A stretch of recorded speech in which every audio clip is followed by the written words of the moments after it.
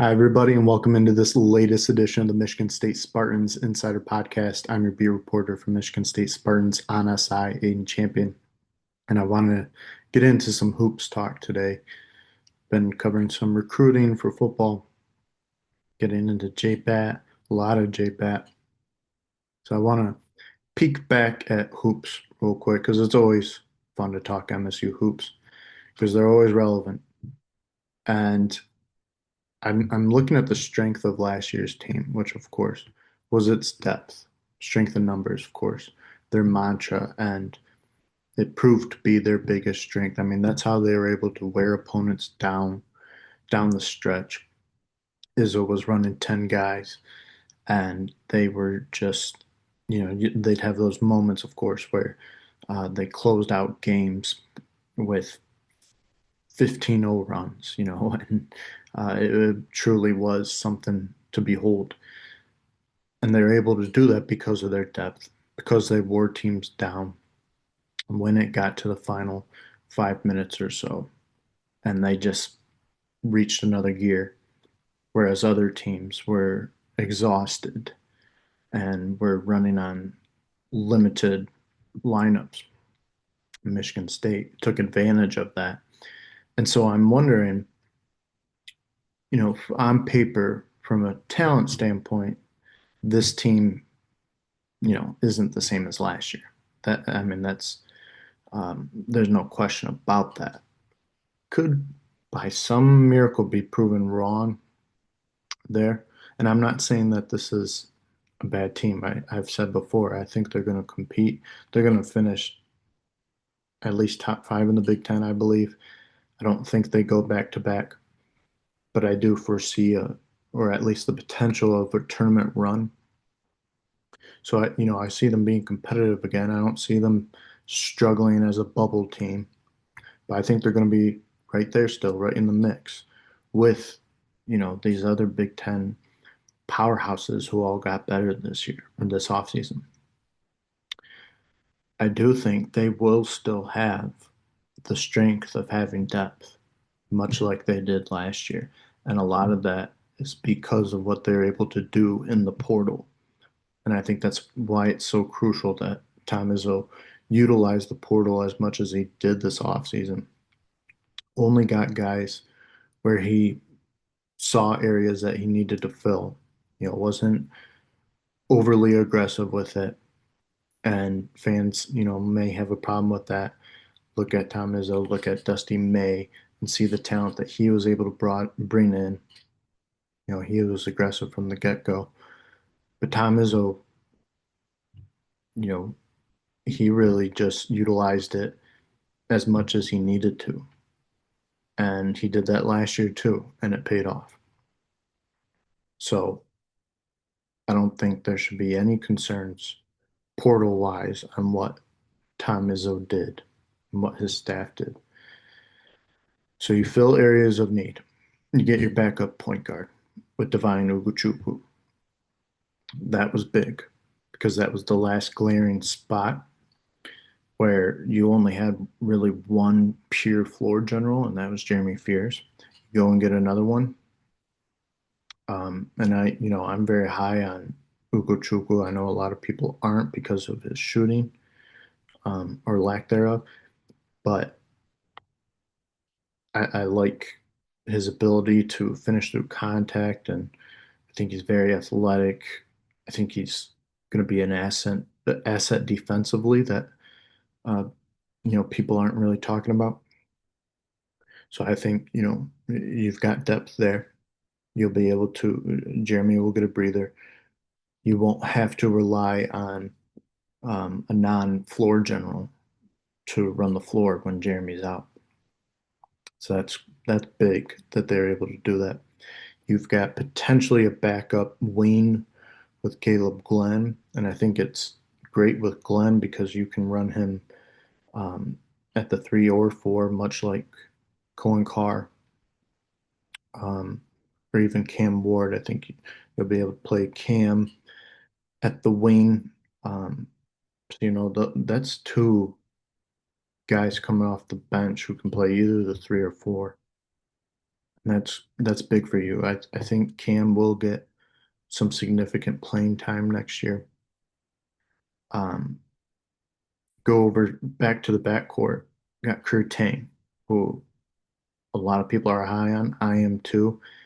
I've been saying I think he's one of this team's better shooters. I thought that was the case last year, and he just, didn't get the playing time, and they didn't really need that. But he's one of their better shooters, really good shooter. And so, you've got him playing behind Trey Fort. Um, so, just about every spot, you've got a guy, a solid backup who has starting potential. I mean, Kurt Tang, this was a guy before they brought in Trey Fort. We are looking at him as, are they going to have to look to it? Is Kurt Tang going to be the starting shooting guard in his first, you know, true season of action? That's not garbage minutes. Well, now that's not going to be the case, but or most likely won't be the case. But he is a guy who, if they needed him to, he could have started. And while it wasn't the ideal option, I think he would have been ready for it. He has a season under his belt, a season where he learned from veterans like guys currently on the team and Jaden Akins, um, and his fellow classmate Jace. So he's got experiences, was a part of Big Ten title run, was a part of the Elite Eight run.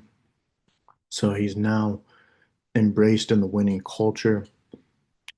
And so that's a guy who, you can also plug in to soak up some minutes and really be able to contribute while he's on the floor. Um, my predicted lineup is Beers for um, Cohen at the three, and then Jackson, and then Coop. Behind Coop, you got Jesse McCullough, who of course redshirted last year, but this is a guy that Izzo was really high on, and I'm excited to see what he does in his first true season. I think he was able to kind of like Kurt Tang, he was able to watch from afar, but be at the same time be a part of all the winning, and witness the success around him. And he was um, obviously he was on scout team in practice, so is familiar with going up against these guys every day. Iron sharpens iron. He was going up against guys, starters from an Elite 18. So I think that's big. You've got him playing backup at the center position.